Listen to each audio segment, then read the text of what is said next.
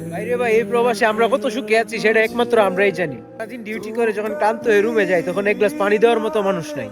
আসসালামু আলাইকুম গাইস, সিয়াম শর্ট সিরিজের নতুন একটা ভিডিওতে আজকে আপনাদেরকে স্বাগতম। আজকে কোনো আরবি ভাষায় ভিডিও হবে না বা কোনো মিনি ব্লগ হবে না।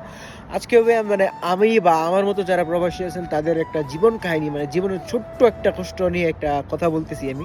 আমরা ভাই অনলাইনে সবাই হাসি খুশি দেখাইতেছি, ঠিক না? যে সবাই দেখতেছেন ভালো পোস্ট, ভালো জামা কাপড়, কিন্তু ভাই একমাত্র যারা প্রবাসী আছে না ভাই, তারা ভাই বলতে পারবো এটাই।